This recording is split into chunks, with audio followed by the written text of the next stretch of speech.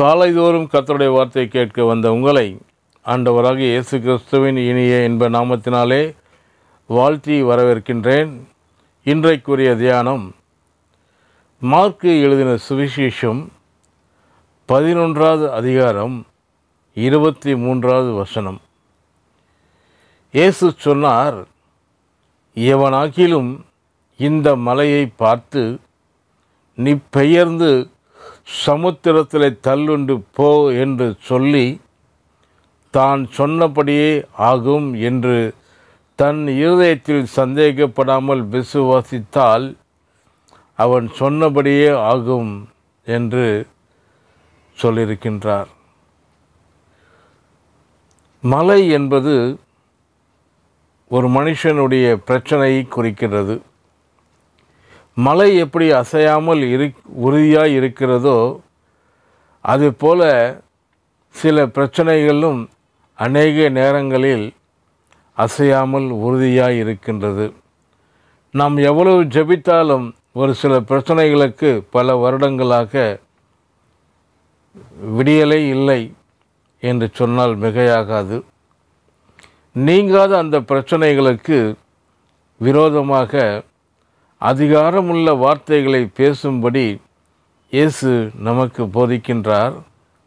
அநேக தேவனுடைய மக்களுக்கு இது விளங்காததினாலே பிரச்சனைகளை பார்த்து பேசுவதற்கு பதிலாக பிரச்சனையை பற்றி என் பிரச்சனை இப்படி இருக்கிறது, என் பிரச்சனை அப்படி இருக்கிறதுன்னு சொல்லி ஊர் முழுவதும் சுற்றி திரிந்து தன்னுடைய பிரச்சனையை பற்றி பறைசாற்றி கொண்டிருக்கிறார்கள். நண்பர்களுக்கும் நெருங்கிய உறவினர்களுக்கும் ஃபோன் செய்து தங்களுடைய பிரச்சனை எவ்வளவு மோசமானது என்பதை சொல்லுகிறார்கள். நண்பர்களே, பிரச்சனையை பற்றி பேசுவது உங்களுக்கு ஒருபொழுதும் உதவி செய்யாது.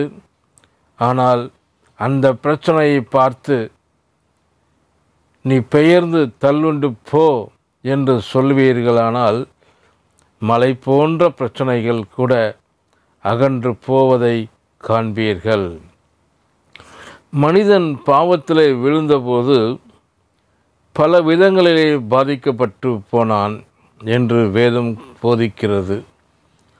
அதனாலே வாயின் வார்த்தைகளும் ஒன்று என்பதை தெரிந்து கொள்ளுங்கள். ஏசாயா 6ஆம் அதிகாரம் 5வது வசனம். நான் அசுத்த உதடுள்ள மனுஷன், அசுத்த உதடுள்ள ஜனங்களில் நடுவில் வாசமாய் இருக்கிறவன் என்று சொன்னான். ஏசாயா தன்னுடைய பாவ நிலையை உணர்ந்து மட்டுமல்ல, அது தன்னுடைய வாயின் வார்த்தைகளினாலே வெளிப்படுகிறது என்பதையும் உணர்ந்தான். கிறிஸ்துவ வாழ்க்கையிலே தேவன் நமக்கென்று வைத்திருக்கிற ஆசீர்வாதங்களை சுதந்தரிப்பதற்கு நம்முடைய நாவு முக்கிய பங்காற்றுகிறது. நாவு ஒரு உருவாக்கும் சக்தி என்று இதைதான் இயேசு இப்படி சொன்னார். அவன் சொன்னபடியே ஆகும். மற்றவர்கள் தீமையான காரியங்கள் நிறைவேற்றி விடுவோமோ என்று அநேகர் பயப்படுகிறார்கள். அது நிறைவேறாது. ஆனால் நீங்கள் உங்களை குறித்து என்ன சொல்லுகிறீர்களோ அது தான் நிறைவேறும். நீங்கள் தான் உங்கள் வாழ்க்கையில் தீர்க்கதரிசி. ஆகவே உங்களை குறித்து நீங்கள் என்ன சொல்லுகிறீர்கள் என்பதை குறித்து ஜாக்கிரதையாயிருங்கள்.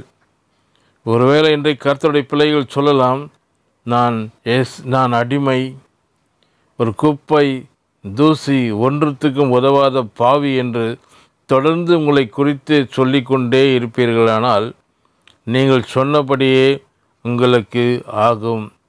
அதற்கு பதிலாக நான் தேவனுடைய பிள்ளை, அவர் இரத்தத்தால் கழுவப்பட்டவன், கிறிஸ்துவுக்குள் நான் புதிய சிருஷ்டி, அவருக்குள் நான் நீதிமான், நான் தேவனுடைய ஆலயம், நான் தேவனுடைய சுதந்திரர், கிறிஸ்துவுக்கு உடன் சுதந்திரர் என்று நாம் முற்றும் ஜெயம் கொள்ளுகிறவன், என்னை பலப்படுத்துகிற கிறிஸ்துவினாலே எல்லாவற்றையும் செய்ய எனக்கு பலன் உண்டு என்று சொல்லுவீர்களானால் நீங்கள் சொன்னபடியே உங்களுக்கு ஆகும்.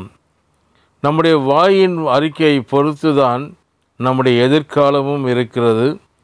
பிற்போக்காய் பேசிவிட்டு வாழ்க்கையில் முன்னேற்றத்தின் பாதையிலே செல்லும் என்று எதிர்பார்ப்பது அறிவீனமாகும். வாழ்க்கையிலே பெரிய வெற்றியை பெற வேண்டுமானால் உங்கள் நாவை அதற்கு உகந்த விதத்திலே பயன்படுத்துங்கள். தோல்வியை பேசாதிருங்கள். உங்கள் நாவு தேவனுடைய வார்த்தைகளை பேசுகின்ற நாவாக மாறும்பொழுது நீங்கள் தேவனுடைய ஆசீர்வாதங்களை சுதந்தரிக்கிறவர்களாக மாறுவீர்கள். கர்த்தர் தாமே இந்த வார்த்தைகளை ஆசீர்வதிப்பாக. ஆமென்.